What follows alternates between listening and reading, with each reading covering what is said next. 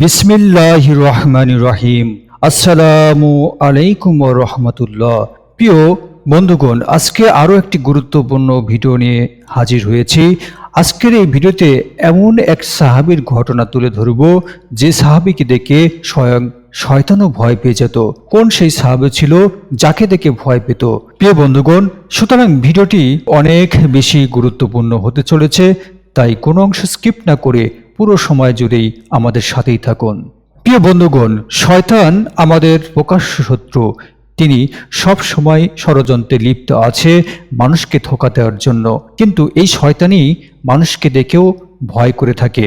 বিশেষ করে আল্লাহ মুমিন মুত্তাকি ব্যক্তিগণ শয়তানের জন্য আতঙ্ক। তেমনি একজন সাহাবী ছিলেন যে সাহাবীকে দেখে শয়তান পালিয়ে যেত, ভয় পেত। আর এই সাহাবী আল্লাহ প্রিয় হাবিব সাল্লাল্লাহু আলাইহি সাল্লামের প্রিয় সাহাবীগণের মধ্যে অন্যতম একজন সাহাবী। তিনি আর কেউ নয়, হযরত ওমর রাদিয়াল্লাহু আনহু। হযরত ওমর রাদিয়াল্লাহু আনহু দ্বিতীয় খলিফা ছিলেন। ইসলামের প্রথম সময়েই তিনি ইসলাম গ্রহণ করেছিলেন। খেলাফতে রাশেদার শাসন আমলে হযরত ওমর রাদিয়াল্লাহু আনহুর আমলেই সবচেয়ে ইসলাম বেশি বিস্তৃতি লাভ করেছিল। তার সত্যবাদিতা, বীরত্ব ও সাহসিকতায় অনন্য এবং তার অসাধারণ নেতৃত্ব গুণেই অনেক দূর দূরান্তে ছড়িয়ে পড়েছিল। আমিরুল মুমিনিন উপাধি সর্বপ্রথম তার ক্ষেত্রেই ব্যবহৃত হয়েছিল। তার সততা এবং ন্যায় নিষ্ঠা দিয়ে অর্ধ জাহান শাসন করেছিলেন। হযরত ওমর রাদিয়াল্লাহু আনহু সম্পর্কে রাসূল সাল্লাল্লাহু আলাইহি সাল্লাম অনেক ইতিবাচক কথা বলেছেন। যেমন হযরত আবু হুরায়রা রাদিয়াল্লাহু আনহু থেকে বর্ণিত, রাসূল সাল্লাল্লাহু আলাইহি ওয়াসাল্লাম বলেছেন, পরবর্তী উম্মতের মধ্যে বহু মুহাদ্দিস অতিবাহিত হয়েছে। আমার উম্মতের মধ্যে কেউ যদি মুহাদ্দিস থেকে থাকে তবে তিনি ওমর রাদিয়াল্লাহু আনহু।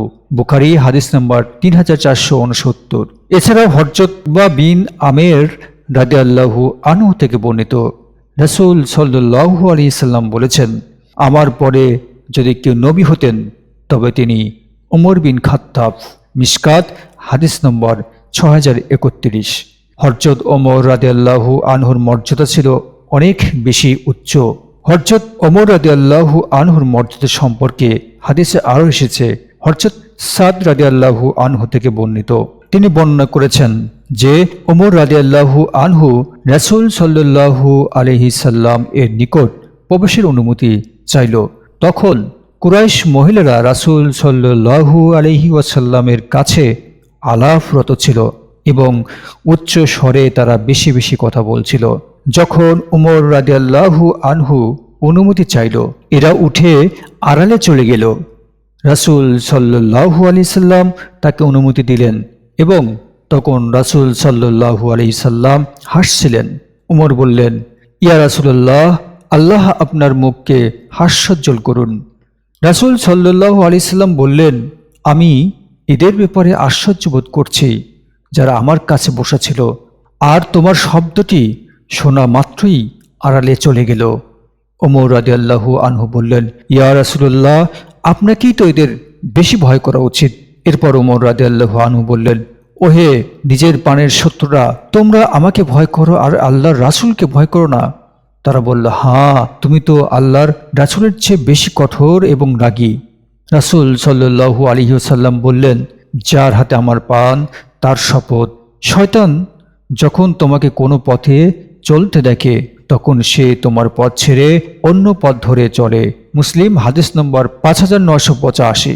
এছাড়া অন্য এক বর্ণনা এসেছে, হযরত ওমর রাদিয়াল্লাহু আনহুকে দেখলে শয়তান পালিয়ে যেত। সাদ বিন আবু ওয়াক্কাস রাদিয়াল্লাহু আনহু থেকে বর্ণিত, তিনি বলেছেন, রাসূল সাল্লাল্লাহু আলাইহি ওয়াসাল্লাম বলেছেন, হে ওমর, আল্লাহর শপথ, তোমাকে পথে দেখলে শয়তান পালিয়ে যায়। তিরমিজি শরীফে হযরত আয়েশা রাদিয়াল্লাহু আনহা বর্ণনা করেছেন, রাসূল সাল্লাল্লাহু আলাইহি ওয়াসাল্লাম বলেছেন, ওমরকে দেখে শয়তানকে পালিয়ে যেতে দেখেছি।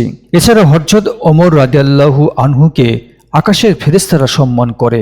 ইবনে আসাকির হযরত ইবনে আব্বাস রাদিয়াল্লাহু আনহু বর্ণনা করেছেন, রাসূল সাল্লাল্লাহু আলাইহি সাল্লাম বলেছেন, ওমরের অন্যতম মর্যাদা হলো আকাশের সব ফেরেশতা তাকে সম্মান করে আর জমিনের সব শয়তান তাকে ভয় করে।